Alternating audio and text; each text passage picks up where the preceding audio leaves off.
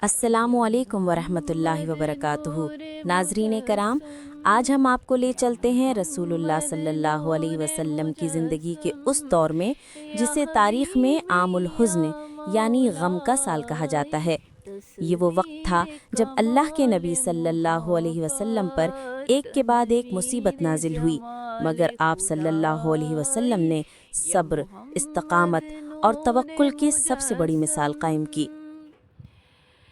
3 سالہ بائیکاٹ اور محصور زندگی کے بعد مسلمان آزادی کی سانس لے پاتے ہیں، مگر محصوریت کے دوران غربت، بھوک اور کمزوری نے سب کو نڈھال کر دیا تھا۔ مسلمانوں کو لگا کہ اب حالات بہتر ہوں گے، مگر حقیقت اس کے برعکس نکلی۔ حضرت ابو طالب نبی صلی اللہ علیہ وسلم کے چچا اور سب سے بڑے محافظ تھے۔ وہ خود ایمان تو نہیں لائے، مگر ہمیشہ اپنے قبیلے کی عزت اور خون کے رشتے کے واسطے آپ صلی اللہ علیہ وسلم کا دفاع کرتے۔ جب قریش آپ صلی اللہ علیہ وسلم کو ایذا پہنچانا چاہتے تو ابو طالب دیوار کی طرح کھڑے ہو جاتے۔ وہ نبی صلی اللہ علیہ وسلم کے لیے مکے میں ایک ڈھال تھے۔ لیکن بائیکاٹ کے بعد وہ بیمار ہو گئے۔ بستر مرگ پر قریش کے بڑے سردار بھی آئے اور آخری کوشش کی کہ ابو طالب اپنے بھتیجے کو دین چھوڑنے پر مجبور کریں، مگر آپ صلی اللہ علیہ وسلم نے فرمایا، چچا لا الہ الا اللہ کہہ دیجئے تاکہ میں کل اللہ کے حضور آپ کے لیے گواہی دے سکوں۔ لیکن ابو طالب اپنے قوم کے دباؤ میں ایمان نہ لا سکے اور دنیا سے رخصت ہو گئے۔ ان کے جانے کے بعد نبی صلی اللہ علیہ وسلم کا ظاہری سہارا ختم ہو گیا اور قریش کے ظلم میں مزید اضافہ ہو گیا۔ حضرت ابو طالب نبی صلی اللہ علیہ وسلم کے چچا اور سب سے بڑے محافظ تھے۔ وہ خود ایمان تو نہیں لائے، مگر ہمیشہ اپنے قبیلے کی عزت اور خون کے رشتے کے واسطے آپ صلی اللہ علیہ وسلم کا دفاع کرتے۔ جب قریش آپ صلی اللہ علیہ وسلم کو ایذا پہنچانا چاہتے تو ابو طالب دیوار کی طرح کھڑے ہو جاتے۔ وہ نبی صلی اللہ علیہ وسلم کے لیے مکہ میں ایک ڈھال تھے، لیکن بائیکاٹ کے بعد وہ بیمار ہو گئے۔ بستر مرگ پر قریش کے بڑے سردار بھی آئے اور آخری کوشش کی کہ ابو طالب اپنے بھتیجے کو دین چھوڑنے پر مجبور کریں، مگر آپ صلی اللہ علیہ وسلم نے فرمایا، چچا لا الہ الا اللہ کہہ دیجئے تاکہ میں کل اللہ کے حضور آپ کے لیے گواہی دے سکوں۔ مگر ابو طالب اپنی قوم کے دباؤ میں ایمان نہ لا سکے اور دنیا سے رخصت ہو گئے۔ ان کے جانے کے بعد نبی صلی اللہ علیہ وسلم کا ظاہری سہارا ختم ہو گیا اور قریش کے ظلم میں مزید اضافہ ہو گیا۔ ابو طالب کے بعد ایک اور صدمہ نبی صلی اللہ علیہ وسلم کا منتظر تھا۔ آپ صلی اللہ علیہ وسلم کی محبوب ترین زوجہ حضرت خدیجہ رضی اللہ عنہا بھی اس دنیا سے رخصت ہو گئیں۔ وہ اسلام قبول کرنے والی پہلی خاتون تھیں۔ انہوں نے اپنی ساری دولت اسلام کی راہ میں قربان کر دی۔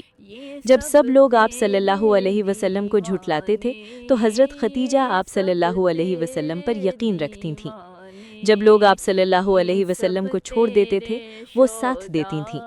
آپ صلی اللہ علیہ وسلم اکثر فرمایا کرتے تھے، خدیجہ نے اس وقت میرا ساتھ دیا جب سب نے مجھے ٹھکرا دیا۔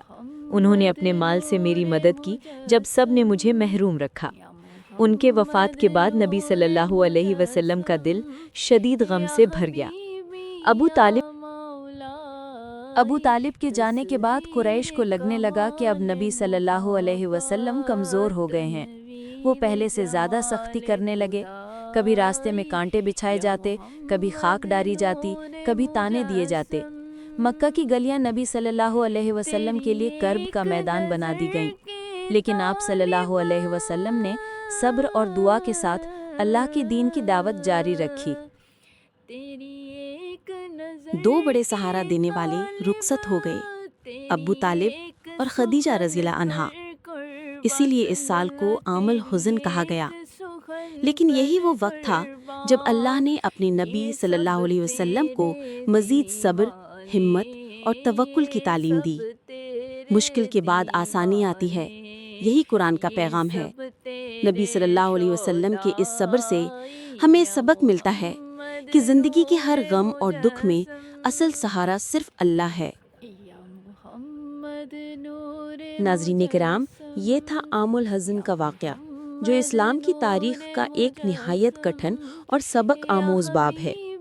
یہ وہ دور تھا جس کے بعد نبی صلی اللہ علیہ وسلم نے طائف کا سفر کیا، اور پھر اللہ نے آپ صلی اللہ علیہ وسلم کو سب سے بڑی خوشخبری عطا کی، معراج النبی صلی اللہ علیہ وسلم۔ انشاءاللہ اگلی قسط میں ہم سفر طائف کی کہانی بیان کریں گے۔ اللہ ہمیں صبر، استقامت اور اپنے رسول صلی اللہ علیہ وسلم کی سنت پر عمل کی توفیق دے، آمین۔ تیری ایک نظر کے طالب، تیری ایک سخن پر قرباں صلی اللہ، تیری ایک سخن پر قرباں، یہ سب تیرے دیوانے، یہ سب تیرے دیوانے، یہ سب تیرے شہدائی